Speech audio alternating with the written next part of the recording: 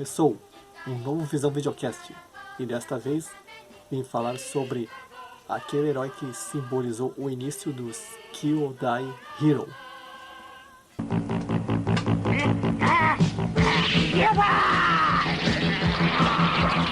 Não, eu falei Kill or Die, não aquele monstro que agiganta monstros.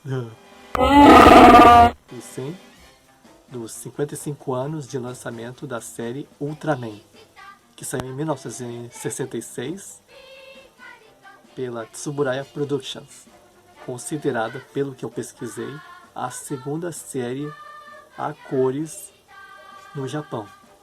Embora não tenha ligação e não seja continuação, ela foi derivada, inspirada numa outra série chamada Ultra Kill. Que se trata a história?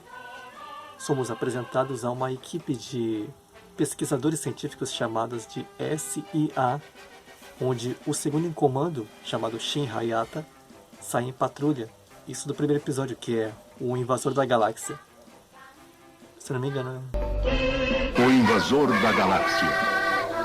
E nessa patrulha ele encontra umas coisas estranhas que ficam pairando. É claro, sempre vem ao Japão, porque se passa lá. Então, ele não sabia que tratava-se de uma perseguição entre seres extraterrestres e a nave que o Hayata usava é abatida. Por consequência, ele deveria ter morrido. Mas, por se sentir culpado, um dos aliens da nebulosa M78 concede ao Hayata uma segunda chance de continuar vivendo.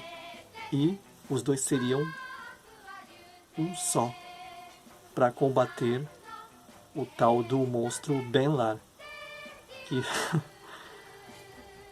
eu não esqueço da dublagem, que depois eu vou falar a respeito.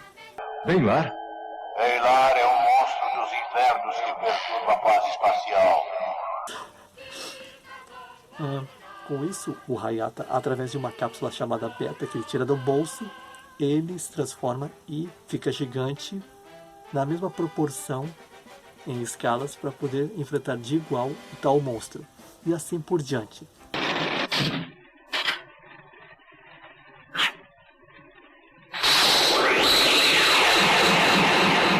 Enquanto tem a luta corpo a corpo, com seus gritos de "Hua! Hia!", o Ultraman tem uma lâmpada no peito que serve como temporizador de sua energia. Se ela começa a piscar, ele está começando a ficar fraco. E aí ele tem que voar um pouquinho para se restabelecer e aí poder derrotar o monstro. Essa é a fórmula básica.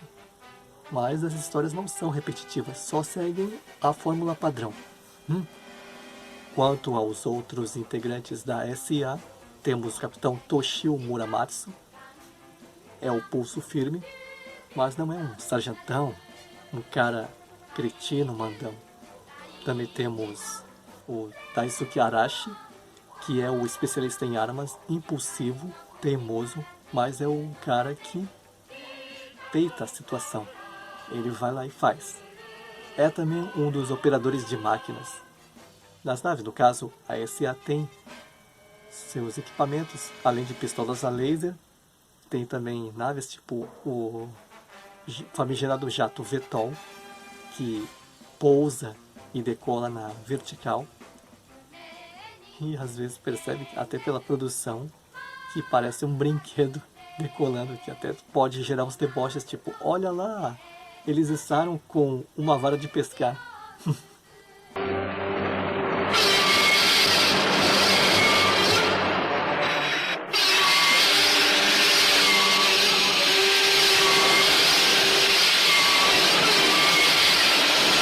Também tem o Mitsuhiro Ide, que na dublagem antiga era chamado de Ito, conforme eu já conferi no YouTube. Ele é o cientista da equipe e é o cara piadista, trapalhão, mas ele é um dos agentes de campo e vai sempre nas missões. A única mulher da equipe é a Akiko Fuji, que é auxiliar do capitão, mas ela eventualmente sai a campo também. Nem que seja para proteger o guri Isamu Hoshino, a única criança da equipe que fica por lá mesmo. Tipo uma mascote, às vezes até arranja umas encrencas, porque ele quer ser um dos agentes. Eu acho que tinha que ter sua cota de crianças, porque era para um público infantil, se não me engano. Mas... Não se preocupe, espere. Sim! Ouviu o que o capitão disse? Hayato está vivo!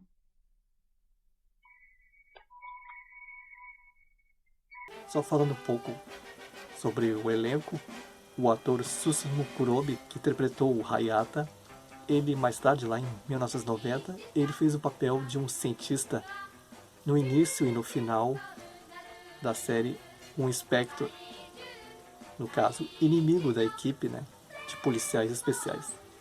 E o ator que fazia o Capitão Muramatsu, Akiji Kobayashi, ele apareceu em vários seriados da franquia Kamen Rider e também no filme Godzilla vs Mothra, de 1992.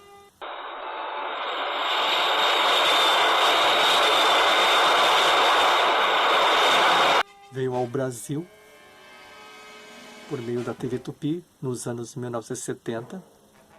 Depois passou na TVS, o famoso SBT, nos anos 1980. Tanto é que eu achava que passava no programa do Bozo, mas a minha memória me enganou, porque diz que um dos programas que foi exibido por lá foi na tal da TV Pol, que era um game show. E, pelo que consta a pesquisa, foi até 1976. Então se explica por que eu assisti tão poucos episódios. Tanto é que alguns deles eu lembro mais trechos. E já vou falar também dos episódios marcantes, só para fazer um comparativo da minha memória. Voltou mais tarde, em 1996, pela também extinta Rede Manchete, com uma nova dublagem feita pela BKS. Como não tem nome? Todo mundo tem, ele precisa de um nome. Deixa eu pensar. O que você acha de Ultraman? Ultraman? Ultraman.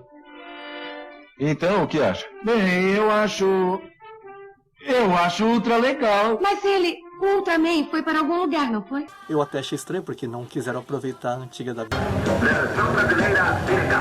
talvez problemas de conseguir as cópias e sei lá, alguma coisa assim, com direitos entre emissoras, de posse talvez. Na mesma época foi lançada algumas fitas VHS pela reserva Intermovies.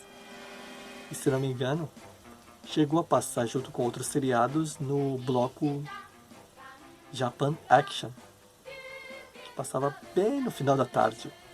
Tanto é que a apresentadora às vezes contava um pouquinho do que ia acontecer no episódio tal, que ia ser exibido, e chamava o Arashi de Arashi. A dublagem nova ficou boa, só para recordar. Além do primeiro episódio, né, contra o Ben lá, teve vários outros episódios, tipo um dos primeiros também, que é do Baltan, que na verdade eram vários que queriam invadir a Terra, que eles possuíam o corpo das pessoas. Aquele que parecia um caranguejão, fazia sempre rindo.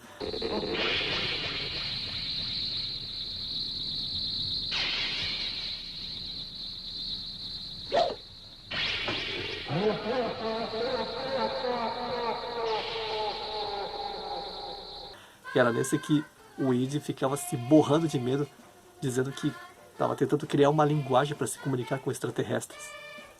E parece que foi nesse mesmo episódio que, desde o início, ele ficava prometendo que ia contar sobre o que aconteceu com um dos olhos que ficaram roxos. E muita gente achava que teria sido causada em missão. Também tem aquele do Meteorito dos Desejos, que é uma esfera que caiu do céu, e até algumas crianças começavam a fazer pedidos e até cair nas mãos de um cara bem loucaço lá, que acabou invocando um monstro também igualmente sem noção, que tinha umas orelhas, lembrava um pouco o Gizmo dos Gremlins, que as orelhas dele ficavam girando na mesma rotação de sentido, só que em posições diferentes. Puxando um pouco pela memória, Na época lá do SBT, eu lembro que tinha um episódio que aparecia um falso Ultraman que parecia que os olhos dele eram um pouco mais escuros, ou a pele dele, a máscara era mais escura, algo assim. Devia ser um monstro disfarçado, porque eu não lembro quase nada. Lembro que ele aparecia no início do episódio e era à noite. Talvez eu encontre por aí, por acidente, pra saber e tentar redescobrir esse episódio, sei lá. Mas antes de falar sobre um episódio que eu lembrava mais do que esse, que eu tinha visto com a dublagem antiga e depois eu revi mais tarde com a da BKS, teve outras emissoras que passaram Ultraman, tipo, como eu anotei, a TV Corcovado, a Band, a CNT, e lá por 2014 foi exibido, junto com alguns outros tokusatsu que foram parar nas mãos da Sato Company, pela Obra TV, dentro do bloco Made in Japan. Bloco e programa, né? Que era exibido sábados e domingos à noite. E também chegou a ser exibido na Rede Brasil. Consegui ver alguns episódios pela Obra TV. Teve um episódio em específico que até estava falando, que eu tinha assistido no SBT, e é justamente que eu lembrava de alguns detalhes, como parecia que o teto era de vidro. Tem um momento que ele era rachado por um monstro, e aí ele projetava uma luz cegante que deixava qualquer pessoa cega. E uma dessas vítimas acabou sendo o Arashi, conforme eu revi esse episódio na Obra. E aí era a tal Cidade do Futuro, que era uma cidade planejada para receber habitantes que fossem morar lá, que tivesse todo o conforto, e tinha uma cúpula. E justamente o monstro, ele quebra essa cúpula e o Arashi fica cego, mas não por muito tempo, felizmente.